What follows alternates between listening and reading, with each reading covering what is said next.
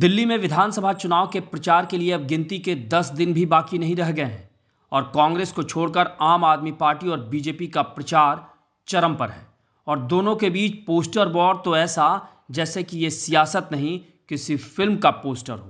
खैर, जहां तक बात आम आदमी पार्टी की तो उसने जीत की हैट्रिक लगाने के लिए जैसे अपना सब कुछ दांव पर लगा दिया है, जबकि बीजेपी दिल्ली में 2.5 दशक से भी ज़्यादा वक्त से यहाँ सत्ता के सूखे को खत्म करने की फिराक में दिन रात एक किए हुए है। लेकिन कांग्रेस की राजनीति और रणनीति ने फिलहाल सबको हैरान कर रखा है। जानकारों की माने तो उन्हें यह भी लग रहा है कि केजरीवाल ने खुद पर कांग्रेस की ओर से हुए हमले का जैसे पलटवार किया, उसने राहुल और कांग्रेस को बैकफुट पर जाने के लिए मजबूर कर दिया है। तभी तो राहुल गांधी मुश्किल से एक दिन मोदी और केजरीवाल की राजनीति को एक ही तराजू में तौलने के बाद मैदान से जैसे गायब ही हो गए हों।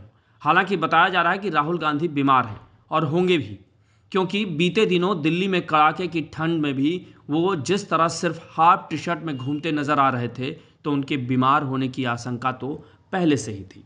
लेकिन दिल्ली में जब पत्रकारों ने कांग्रेस के दिग्गज नेताओं के चुनाव प्रचार से दूर रहने वाला सवाल पूछा तो उस पर पार्टी प्रवक्ता सुप्रिया सुनेत का जवाब बहुत मजेदार था और ये कांग्रेस पार्टी में गांधी परिवार के सदस्यों को लेकर चापलूसी का जैसे प्रत्यक्ष प्रमाण हो।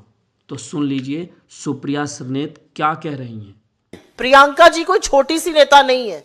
प्रियंका जी कांग्रेस के शीर्ष नेतृत्व का हिस्सा हैं, जैसे कि हमारे अध्यक्ष हैं।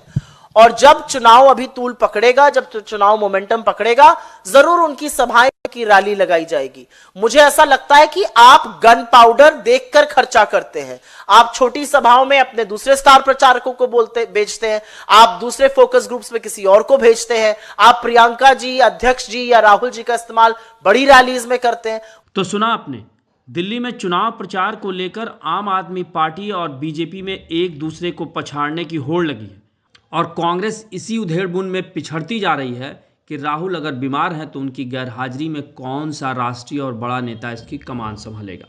प्रियंका गांधी को सांसद बने अभी जुम्मा कुछ ही महीने हुए हैं और पार्टी के प्रवक्ता अभी से उनकी तारीफ में ऐसे कसीदे पढ़ने लगे हैं जैसे प्रियंका राष्ट्रीय अध्यक्ष हो। वैसे भी कांग्रेस में अगर अध्यक्ष गांधी परिवार का सदस्य न भी हो तो उसका रुतबा उससे नीचे तो नहीं होता है और पार्टी के कई नेता तो प्रियंका को अभी से कांग्रेस का भविष्य भी मानने लगे हैं।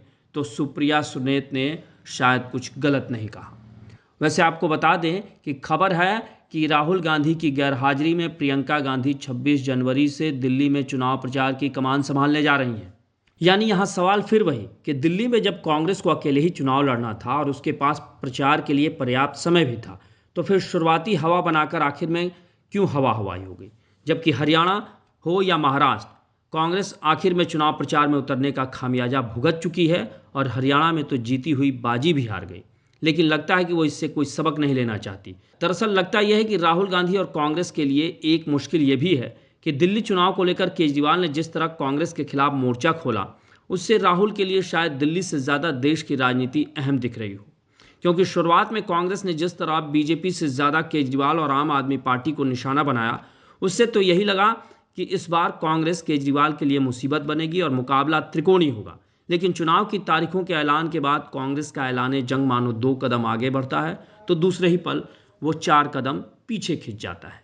प्रदेश कांग्रेस के नेता, चाहे वो अध्यक्ष देवेंद्र यादव हों या फिर नई दिल्ली सीट से उम्मीदवार संदीप दीक्षित या फिर रह रहकर केजरीवाल पर वार करने वाले राष्ट्रीय कांग्रेस के पदाधिकारी अजय माकन, ये सभी नेता केजरीवाल पर तो हमलावर हैं।